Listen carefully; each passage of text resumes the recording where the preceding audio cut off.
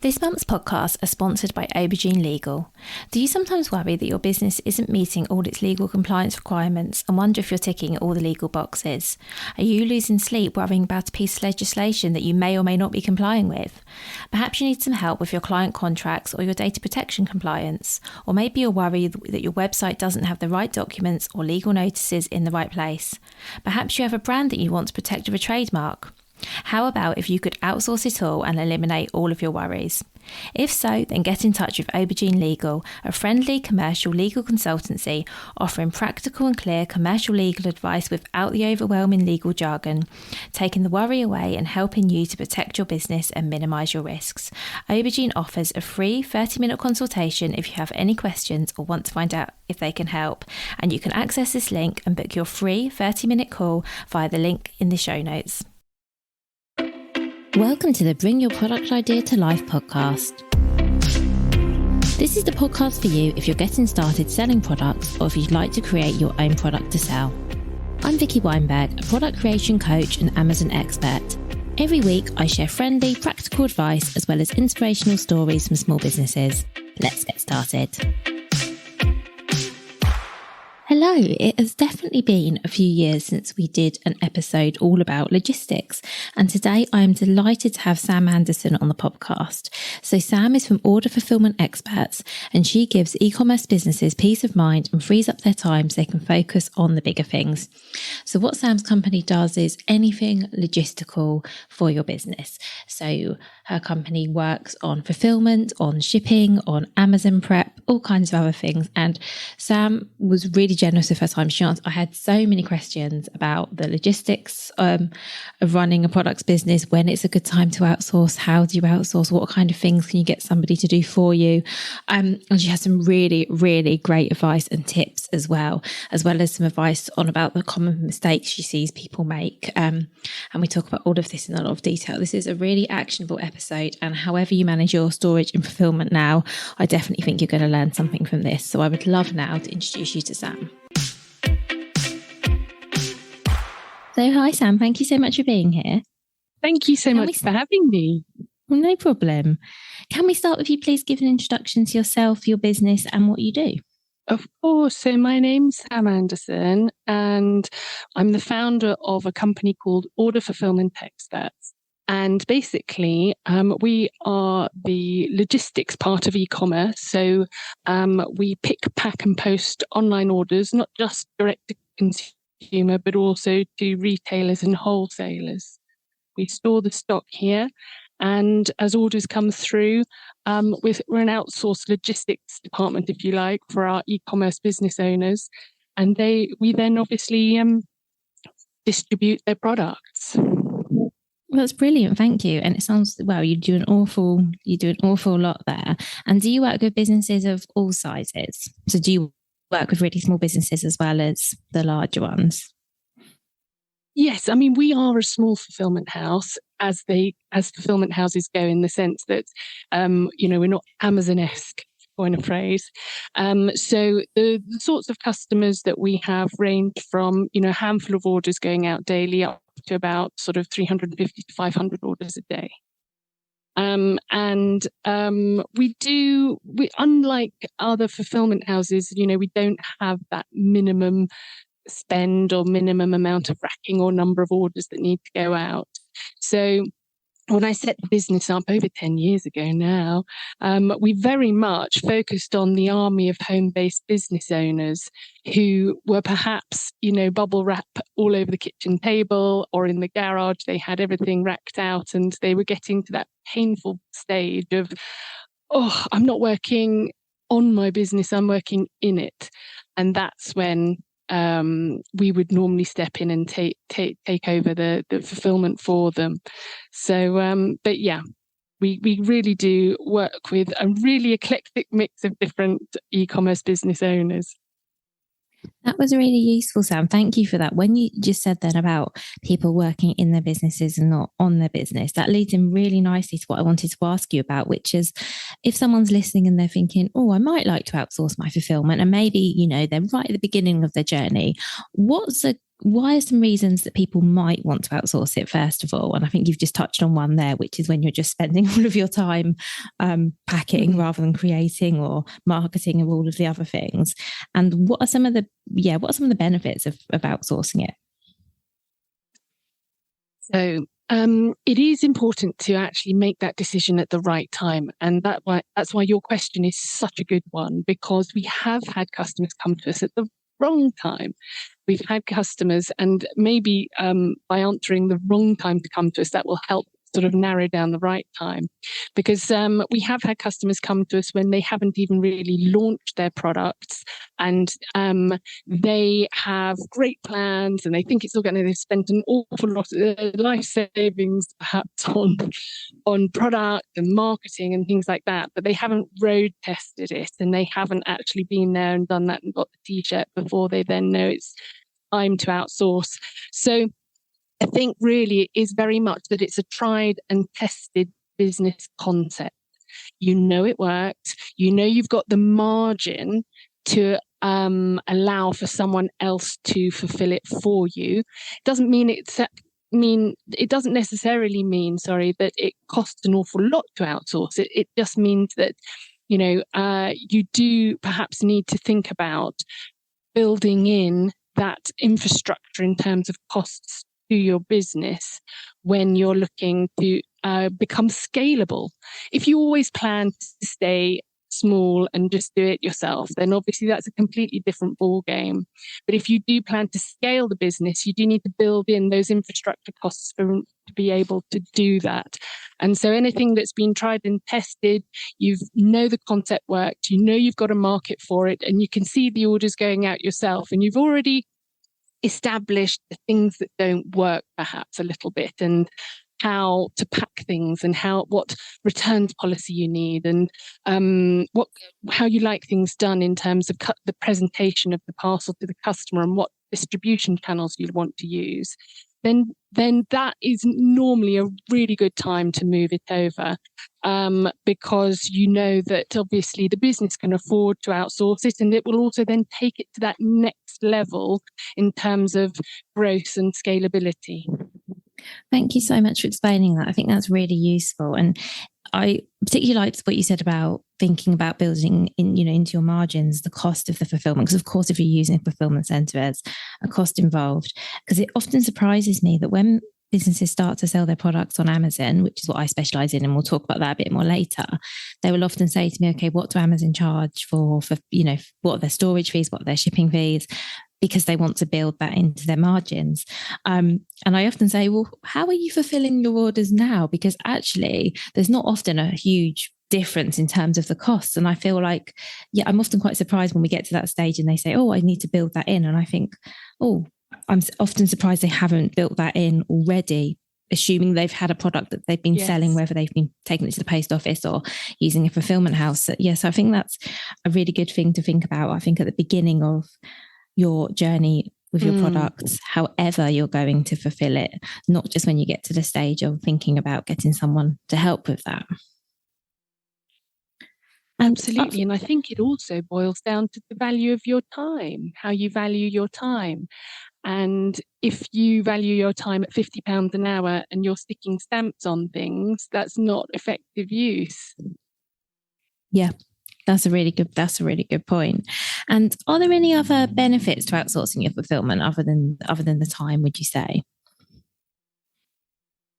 So invariably, it can, in fact, save quite a bit of money as well. It really does depend on each individual business as to how much money it can save. But obviously, a fulfillment house generally would have economies of scale by sending out through all the various courier networks as well as Royal Mail, which means that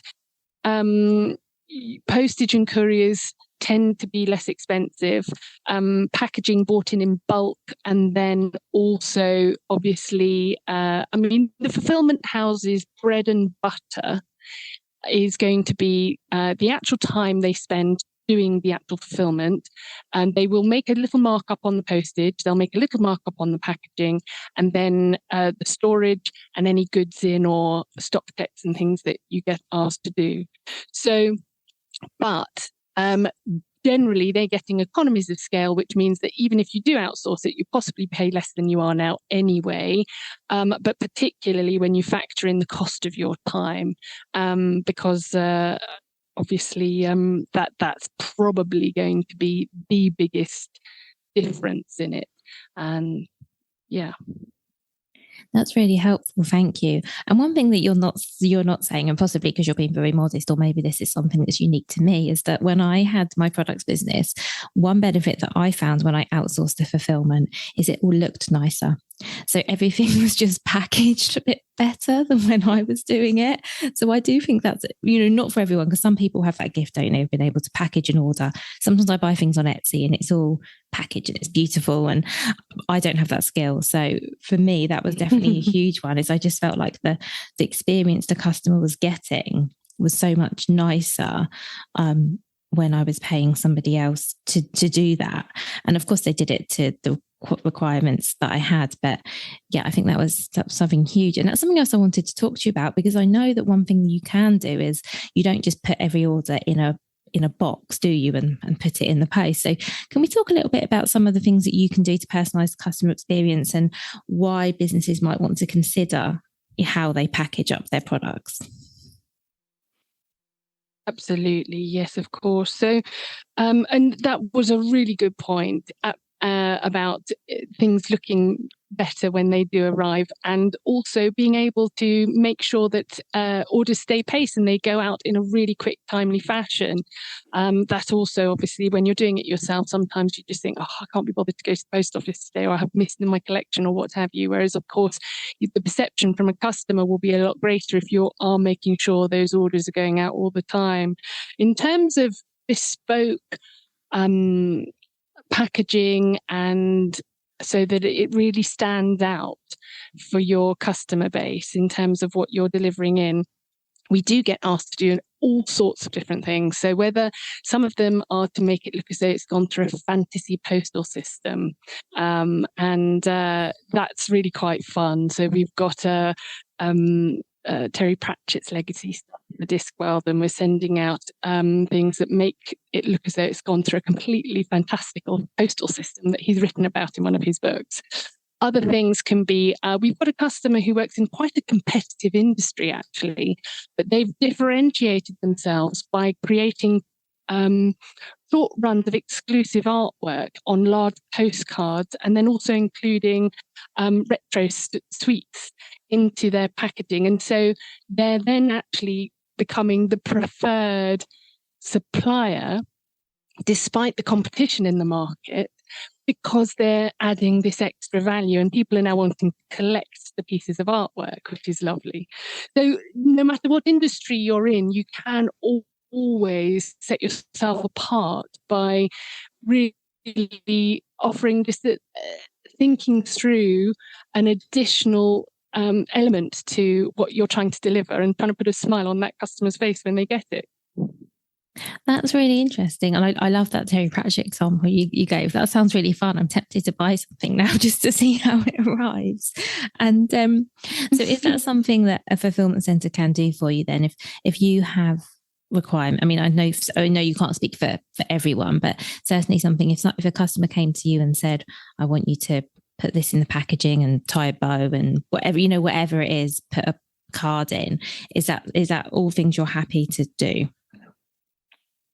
Yes, well, that's actually why quite a lot of customers would come to us, because they want a bespoke service.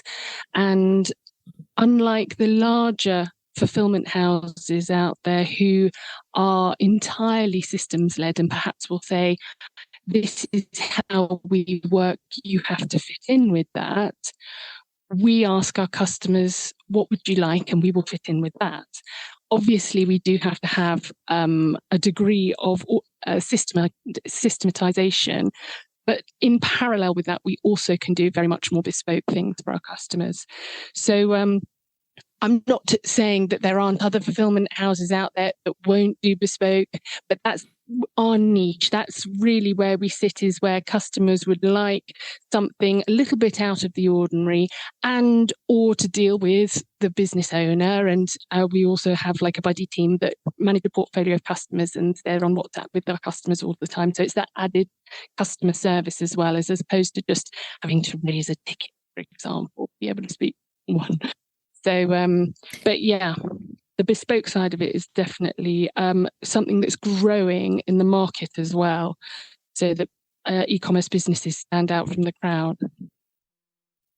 Yeah, that's really nice that you can offer that personal touch, because you're right that it's quite, I think it's quite rare to get that. And I think it's really nice that you can offer that personal service to customers by offering the bespoke packaging up of products, but also that you have that relationship with customers as well. Because I feel it can be hard. I think this can be a hard thing to outsource, in the sense of you don't have that control, because I'm sure that it's important to your customers that things are packaged in a certain way and they're presented as they need to be presented. So I think I can see it being quite a hard thing to hand over to somebody, especially if you've been doing it yourself and you've been doing it as you want and you've been doing it really well. I can see that that's another hurdle to get over as well. Very much so. It's that psychological hurdle of having to let go to be able to scale the business. And it's a really tough one, really hard. And everyone that I speak to, in their head, they know they have to do it, but their heart is struggling a little bit to take their business to the next stage. So we're very familiar with that sort of internal struggle our customers might have when they're initially wanting to come on board with us, which is why, we try and do as much as we can to make them comfortable. We have an open doors policy. We have a live Google Meet running all day, every day they can jump on. We have open WhatsApp groups dedicated with their buddy teams, and I'm in on, so that they can communicate with us whenever they like. And obviously our systems and processes and things they've got full access to, and they get their full reports as to what's done. We'll even sort of video things and photograph them and send them through on the WhatsApp group, so they can see their products as they come in and make sure they're happy with how it was delivered in from their supplier and all those sorts of things. So yes, it's really just building that trust so that they know that we will care about it. So that they know that, it's looked after. Well, thank you for explaining all of that. And it sounds like you do an awful lot. And you mentioned right at the beginning that, as well as doing B2B fulfillment from, I guess, customers' websites and eBay and other marketplaces, that you also do some B2C fulfillment for wholesale orders and things like that. I would really like to know, from your perspective, what the difference are between fulfilling B2B and B2C orders, and whether that's, whether you're doing it yourself or whether you're outsourcing it. Is there anything that people need to be aware of, I guess, particularly if you're moving from solely B2B to B2C? Yes. So B2C tends to require a lot more just-in-time approach to everything, because you would need to make sure the orders you get in that day go out that day, so the customer receives them the next day. Unlike with B2B, where if it's a retailer expecting something or a wholesaler, you generally have a slot that you need to deliver in on and a time. So you've got, your actual diary and your forecast projections in terms of product that needs to go in, and you can watch how it's being sold and therefore plan accordingly. With B2C, it can be a lot more volatile. You could maybe have an advert that goes out in a newspaper and suddenly you've absolutely deluged with orders that you weren't anticipating. So it does have a very different sort of approach, in the sense that you have to sort of contingency plan more, I would say, and build in stock and resources to be able to handle the peaks and troughs that can occur, not just seasonally, but perhaps, as I mentioned, if an influencer then mentions a product or it goes out on the media somewhere, that can have a direct. And of course, it's so important when that happens to make sure you respond really well, because otherwise it kind of does you a disservice if you don't. So yes, B2C is a lot more dynamic than B2B, I would say, in terms of like needing to really make sure that everything is kept, everything goes out same day, really. That sounds, yeah, thank you so much for explaining it. I'm thinking, well, I hadn't actually thought about it at that level of detail, but it sounds like stock management is so, so key here, particularly if you're running both B2B and B2C, well, whichever, I guess. We haven't even touched on stock, Sam. What do you do in terms of helping customers manage their stock? Well, funnily enough, we encourage them not to have too much. Having said what I've just said, that seems a bit sort of counterintuitive. However, as you probably know, Amazon only really want to hold about 90 days worth of stock. And there's a good reason for that, because obviously it allows for any seasonal peaks and troughs. It means that the things are turning over in their warehouses and they've not got stock stuck on shelves gathering dust that isn't moving. And I think it's a really good lesson that we can apply to all of our e-commerce businesses, because it really doesn't make sense, especially for a smaller and growing e-commerce business, to overstock, simply because obviously you're paying so much for the stock, but also then the storage space. And if you're not sure how quickly you're going to sell it, you can end up, the whole cost of that stock, including the extended storage, can actually sort of skew your margins and your business model.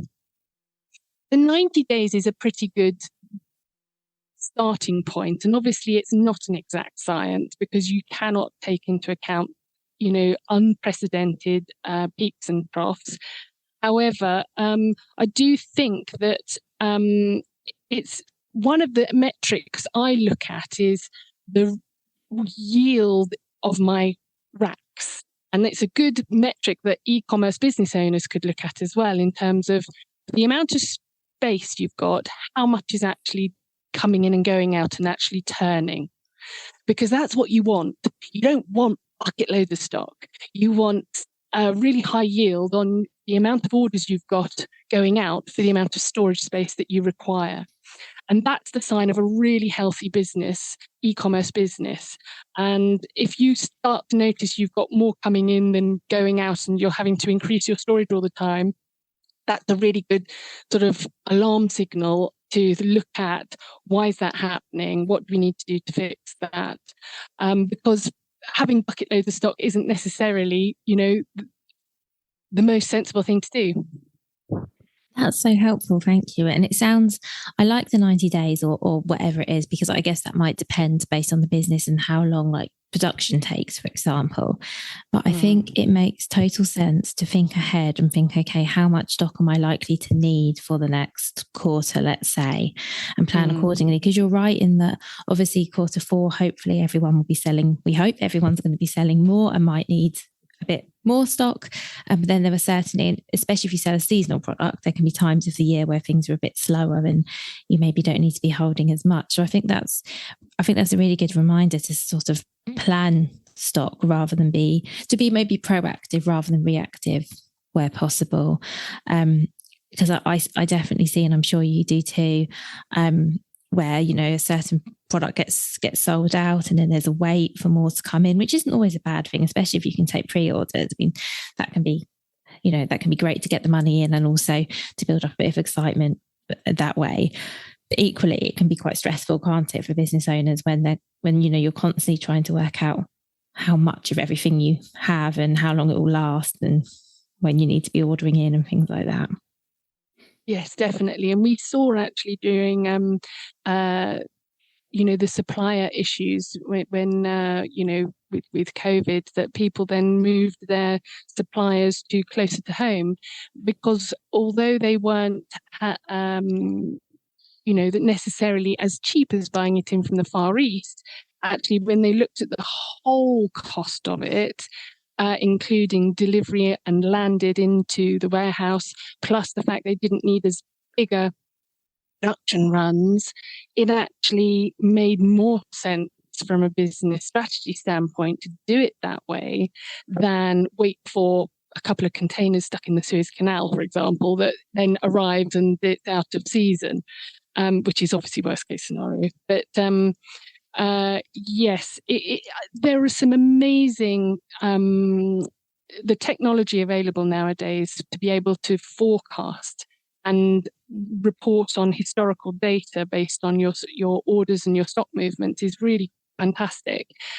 So it is becoming easier, but as you say, it's not easy, and also, especially if you're in the early days of your business and you haven't got any sort of historical data in terms of your stock movements and orders to look back on, projecting into the future is that much more difficult.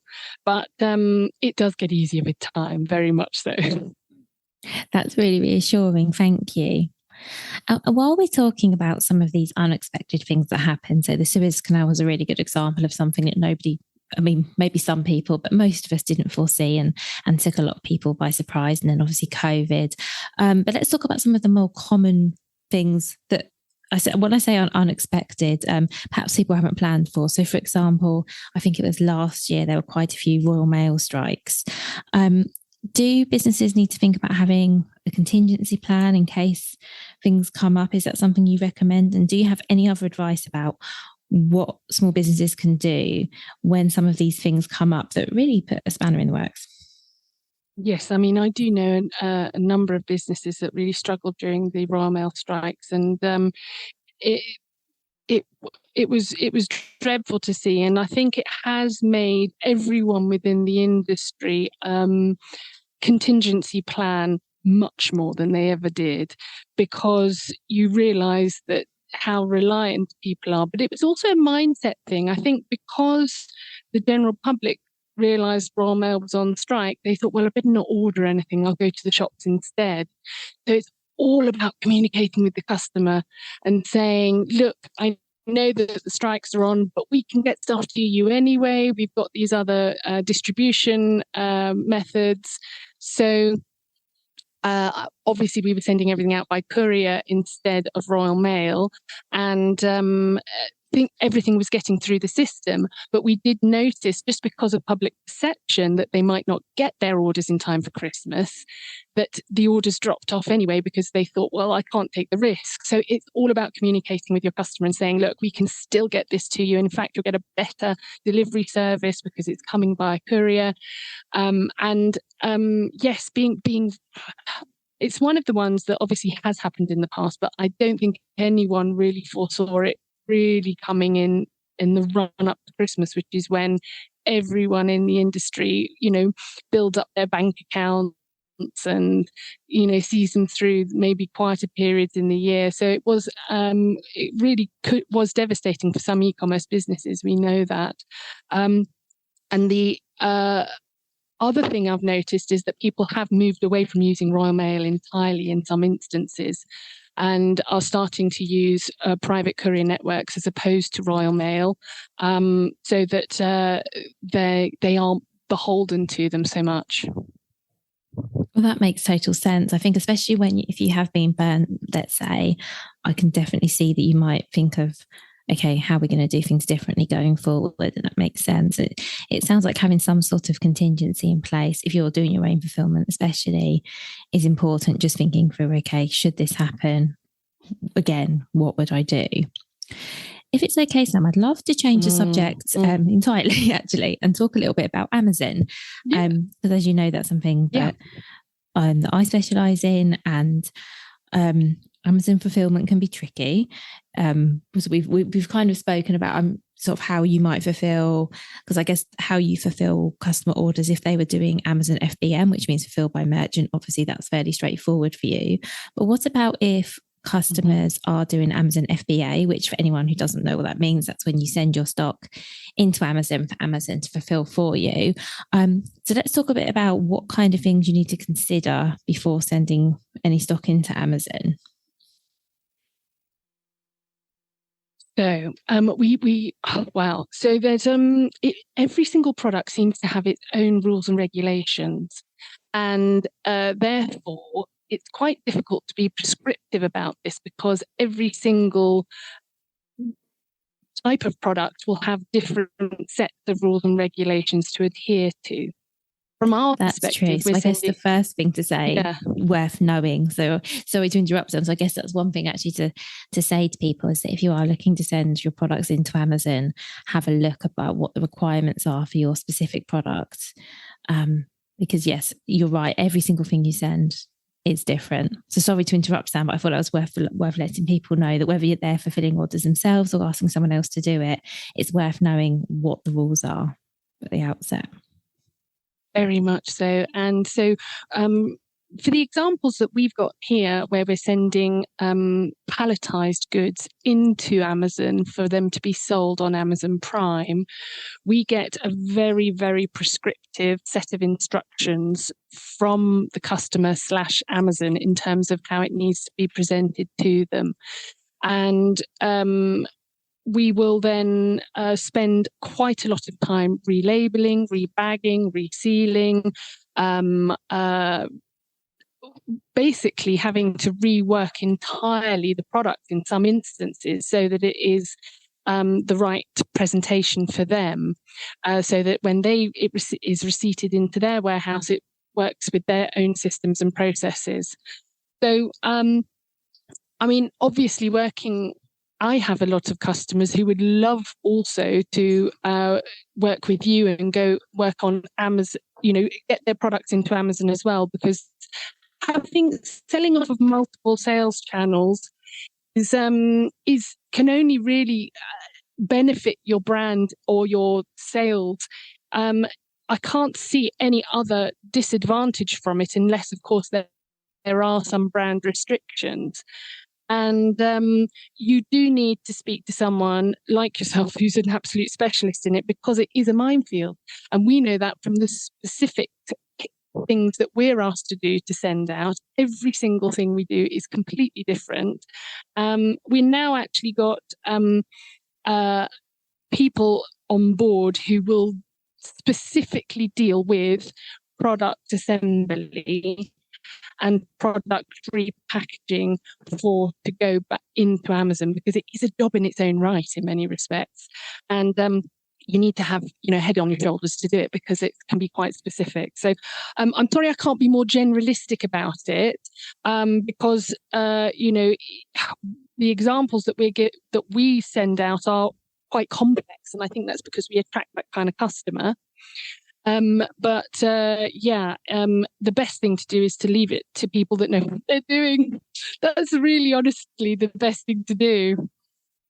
That is really helpful. Thank you. And I know you say it's generalistic, but I think it is still a really helpful response, because people often don't realise the requirements for sending things into Amazon. I mean, something that comes up time and time again with my clients is the relabeling, because sometimes you have to relabel and sometimes you don't have to. And it seems to be luck of the draw. There doesn't actually seem to be some logic behind some of the decisions that are taken. But I know also that sometimes, yes, repackaging has to be done, or there needs to be additional packaging added, and it is a bit of a nightmare. So I guess my best advice here is to be really clear on what's expected before you make the decision. Okay, is this something I want to pursue? And I mean, as you won't be surprised to hear me say that I do think selling on Amazon is a good option for lots of businesses, not all. I do think getting Amazon to do your fulfillment 99% of the time is a good idea. Again, not always, just, as you'll know, every business is so different. But I think if you are going to consider it, you need to go into it with your eyes really open and know exactly what's required, because some people do make the decision, actually, this is a bit too much of a headache. And I think that's fair enough, because it is. And I think that's why we're getting quite a bit of business that way, because they can then hand it off and go, okay, well, it's someone else's headache now. Yeah. And I actually think that's a good solution. And that's something I often say to people is if you don't feel that's something you want to do, it is worth, looking at maybe getting someone to do that for you, because none of it is impossible. It's just, I think a headache is a really good way to describe it, isn't it? It's just an irritation. Yeah, so before we finish off, Sam, we've covered so much today, and thank you so much. But what I would love to talk about now, and I say it's a bit strange to me, it's something I'd love to talk about, but I would like to know, because obviously you've got so much experience. I think it'd be really useful for our audience to hear some of the mistakes that you see, not to end on a negative point, because I think these would be really good practical things that everyone can learn from. So can you talk us through as many as you like of the things maybe that we haven't covered already that you think would be really useful for people to take away? Absolutely. Yes, that's no problem at all. And as you say, I do think we have covered quite a few already. So, for example, not overstocking and making sure you've got the right amount of stock in place, and testing before you take the plunge, and particularly if you're then going to outsource. One other mistake that comes to mind is that customers, when they can dilute their efforts a little bit when they're looking to tackle new territories. So, for example, we've had customers that have set up with stock in other continents, particularly in the US, and they've done that because they've seen great success in the UK and potentially Europe as well, fulfilling into Europe. But they want to get a next day delivery into the States. And on nearly every occasion, we've seen that they've found it actually less costly and easy to just fulfill into those continents directly from one point, because they've ended up having 2 or 3 businesses that all have very different sort of customer bases and markets and need servicing in different ways. Plus, of course, obviously, there's the accountancy side of it, there's the exchange rate side of it. And I think it just is something that is obviously can be done when the time is right. But I think it's making sure that you don't make that decision too soon, because I've noticed in a lot of companies that have lost a lot of money trying to get into other international markets by setting up fulfillment houses in other parts of the world, and then realizing actually they haven't got the resources to run it as another business as effectively. So the other things we have actually spoken about are obviously personalisation. That's an absolute big one. And then we're also obviously sales channels. We obviously have talked about Amazon, and I've also seen people go to the nth degree and have sell off, in fact, too many channels. So, for example, they have a pop-up shop or a showroom. They might be at trade fairs. They might sell off of Groupon, Wayfair, eBay, as well as Amazon and their own website. And whilst you can't sort of do them down for the effort and enthusiasm, in actual fact, again, they would just they needed to nail one thing down really well and then move on to the next. Because they were dissipating their efforts, and actually it ended up having an overall sort of negative effect on the business because they were exhausted. I mean, it sounds exhausting just thinking about it, actually. So yes, I think that is one thing that we've as well that we've seen. Something else that comes to mind is thinking that more product lines mean that you'll get more business. Doesn't always. We've had customers that have brought in more and more product lines, and it doesn't necessarily equate to more and more sales. And the other thing that does sort of make me think is that sort of just not always hyper branding your packaging, because especially in the run up to Christmas, even Royal Mail send out white vans, and without wanting it to sound, unfortunately, people do have sticky fingers. So anything that looks very luxurious and that isn't going fully tracked can go awry. So before you start spending a fortune on, hyper branding your packaging, think about obviously your customer base and your sale point, and whether the customer's happy to pay for a full end-to-end tracked signed for service for that to be delivered. And if that's a yes to all those things, then go for it. But I have seen people do ultra hyper branding on stuff and then send it second class, and of course it goes missing. So I'm sure there are more, but I those are the ones that came to mind for just now. That's really helpful. Thank you so much, Sam. And I know that you have a download, don't you, with your top 10 mistakes that you see on there. And we'll make sure that that's available somehow from the show notes for this episode as well. So people will be able to go and get hold of that, because I do think that would be, it's a really useful resource. I've read it and I think, there was lots of things to consider in there. Oh, thank you. Yes, absolutely. Make that available for people and no problem whatsoever. Brilliant. Thank you. And before we finish off, I've got one final question. And this actually seems a bit mean given how much you have shared, but we'll try anyway. What would your number one piece of advice be around the logistical side of running an e-commerce business? I would say cost it out. I've had quite a few customers come to me and then realise that they've not really built it in. And I suppose this now goes full circle because we started our conversation on that, didn't we? And it is something you need to build in to the cost of your business. And I've seen so many smaller e-commerce businesses that have forgotten to build in those costs and then want to scale but can't unless they put their prices up. And obviously they've already got an existing customer base and then it gets difficult. So definitely build in costs when you're going through that initial planning stage. Look to the future and look to build that in. That's so helpful. Thank you so much, Sam. Thank you for everything you've shared. I think this is going to be a super useful episode for everyone. So thank you. Oh, thank you so much for having me, Vicky. Absolute pleasure talking to you. Thank you.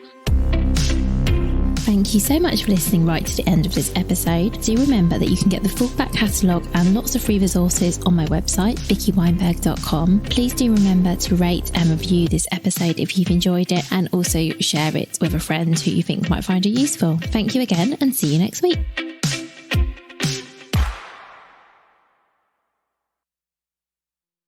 If you've been inspired to start a podcast in 2024, I really recommend my podcast host, Captivate. Captivate were my top pick when I started podcasting 4 years ago because of how easy it was for a complete novice like me to get started. I've stuck with them for the last 4 years because Captivate is still really simple to use. They keep adding great new features like the ability to share ads like these, and they've just been really reliable. So when you're ready to start your own podcast, you can use the link in the show notes and get a free 7-day trial with Captivate.